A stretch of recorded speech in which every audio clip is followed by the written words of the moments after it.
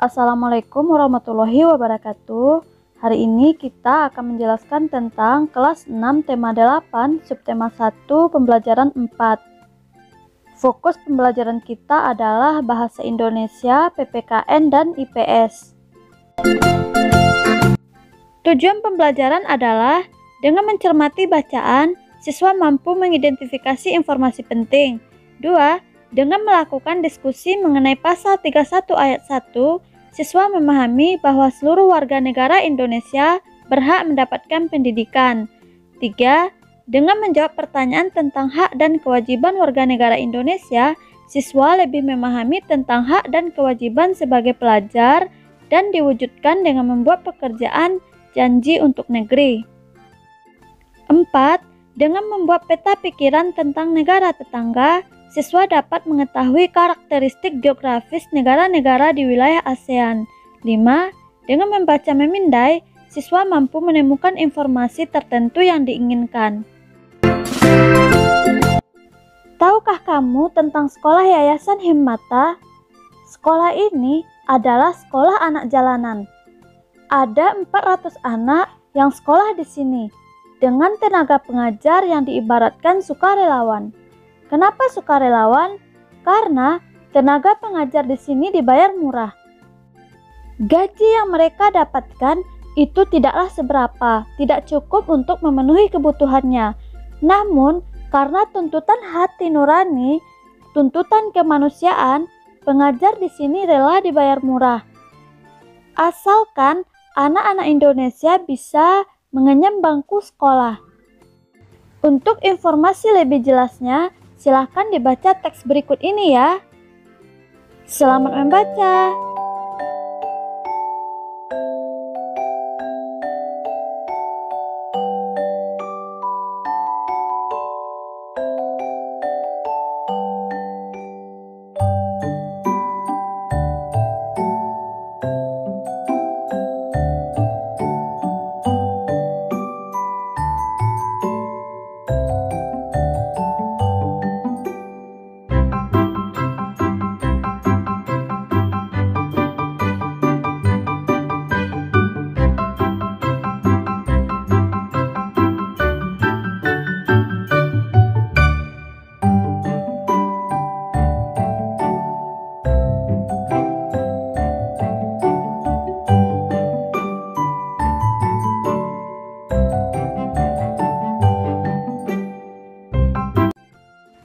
Setelah kita membaca teks tersebut, sekarang kita akan melihat perkiraan informasi yang didapat dari artikel tersebut yang berjudul tentang sekolah anak jalanan. Jadi, fakta yang didapat dari artikel itu adalah yang pertama, salah satu lembaga yang peduli terhadap nasib anak jalanan dan kurang mampu adalah Yayasan Himmata. 400 lebih anak jalanan mengenyam pendidikan secara cuma-cuma di PKBM ini. PKBM Himmata memiliki 30 pengajar. Pengajar di PKBM Himmata mendapat bayaran tak lebih dari 300.000. Yayasan Himmata terbentuk sejak tahun 2000. Anak jalanan dari kecil sudah bekerja sebagai pengamen, pemulung, dan penyemir sepatu. Itu adalah informasi yang kita dapatkan. Sekarang, hal baru apa yang kita dapatkan dari informasi artikel tersebut? Hal baru yang kita dapatkan adalah 1. Anak jalanan ada yang berumur di bawah 10 tahun. Kedua, dari kecil anak jalanan sudah bekerja sebagai pengamen, memulung, menyemir sepatu. 3. Yayasan Himmata peduli terhadap anak jalanan. Keempat, PKBM Himmata hampir serupa dengan sekolah formal. Pelajaran yang dapat kita ambil dari artikel itu adalah pertama, peduli terhadap sesama. Kedua, berbakti untuk banyak orang dengan keikhlasan dan hati nurani. Jadi sudah tahu ya kita tentang sekolah anak jalanan di Yayasan Himmata tersebut. Kita sebagai orang-orang yang lengkap fasilitasnya, silakan belajar dengan rajin, jangan pernah putus sekolah.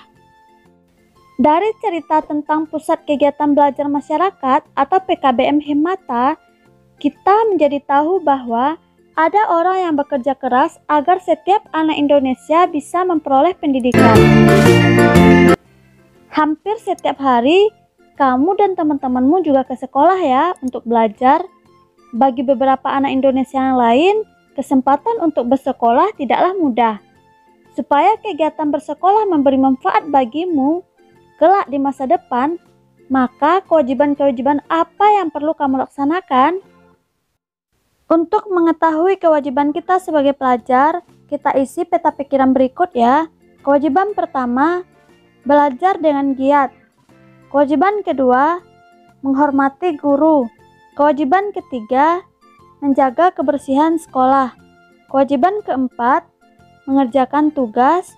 Kewajiban kelima, mengikuti seluruh kegiatan sekolah sesuai ketentuan. Kelima kewajiban tadi kita anggap sebagai janji kita. Untuk pertanyaannya, jelaskan mengapa kita harus memilih janji tersebut. Apakah janji itu akan memberi manfaat bagi keberhasilan pendidikanmu? Janji tersebut kita pilih karena itu adalah kewajiban kita sebagai pelajar yang sangat berguna bagi diri kita masing-masing untuk bisa berhasil. Serta janji tersebut bermanfaat bagi pihak sekolah untuk mencapai tujuan bersama. Selanjutnya, apakah kewajiban yang kamu tulis merupakan hal yang harus kamu lakukan? Jelaskan. Kewajiban tersebut tentu harus kita lakukan selama bernilai positif. Pertanyaan ketiga, apakah melaksanakan kewajiban akan memberikan manfaat bagimu? Mengapa?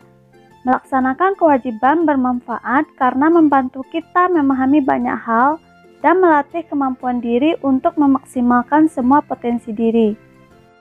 Pertanyaan keempat, apa yang bisa kamu simpulkan dari kegiatan ini? Nilai-nilai apa yang kamu peroleh dari kegiatan tersebut? Kesimpulannya adalah, kewajiban sebagai pelajar harus dilaksanakan dalam rangka menuntun diri kita untuk berhasil di masa depan. Itu hanyalah jawaban alternatif ya, bisa menggunakan jawaban-jawaban yang lain. Untuk pelajaran IPS, kita akan melihat lagi negara tetangga kita yaitu Thailand dan Vietnam. Pada pertemuan sebelumnya, kita telah membahas tentang Singapura ya.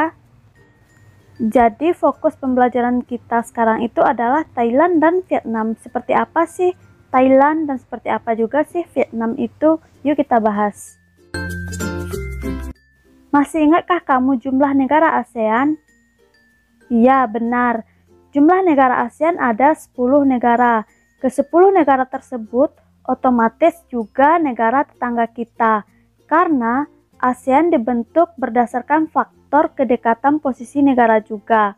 Sekarang perhatikan peta Thailand dan Vietnam berikut ini ya. Sekilas tentang Thailand, di mana negara ini merupakan satu-satunya negara yang tidak pernah dijajah oleh bangsa Eropa. Secara geografis, Thailand terbagi atas 4 wilayah. Pertama, dataran rendah, yaitu Thailand Tengah. Kedua, pegunungan, yaitu Thailand Utara dan Barat.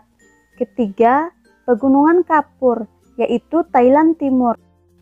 Tanah Gentingkra, yaitu Thailand Selatan. Fakta menarik tentang Thailand adalah ibu kota negaranya bernama Bangkok. Luasnya 513.115 km persegi. Etnis mayoritas Thai. Bahasanya disebut dengan bahasa Thai, lengkap dengan aksara atau huruf khas.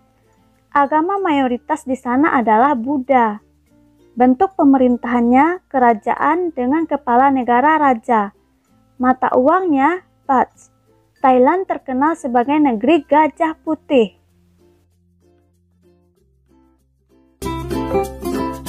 Sekarang kita lanjutkan untuk Vietnam.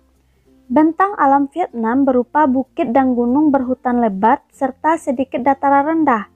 Fakta menarik tentang Vietnam adalah beribu kota di Hanoi. Luas wilayahnya 331.210 km persegi. Agamanya Buddha. Bentuk pemerintahannya Republik Sosialis dengan kepala negara presiden. Mata uangnya Dong pernah dijajah oleh bangsa Prancis.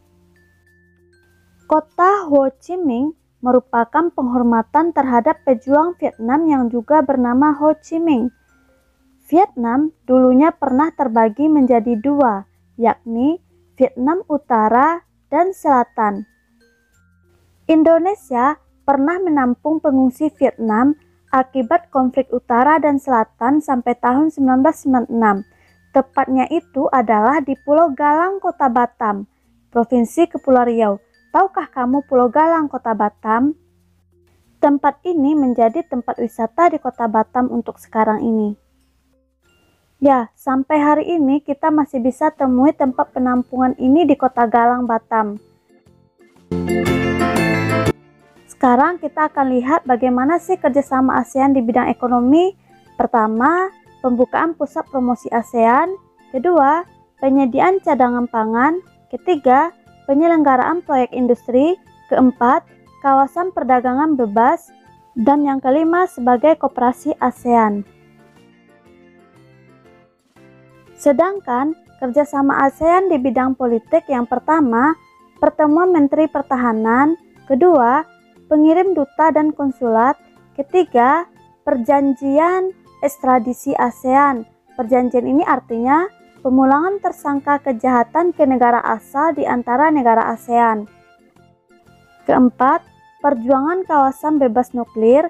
Kelima, perjanjian kawasan damai, bebas dan netral. Untuk informasi yang kita peroleh dari Vietnam, kita bisa menggambarkannya melalui peta pikiran ya.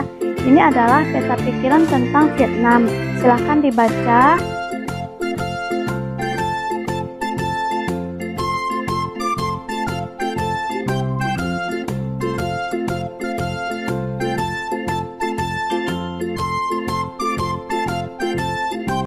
Ini adalah peta pikiran untuk Thailand. Silahkan dibaca juga.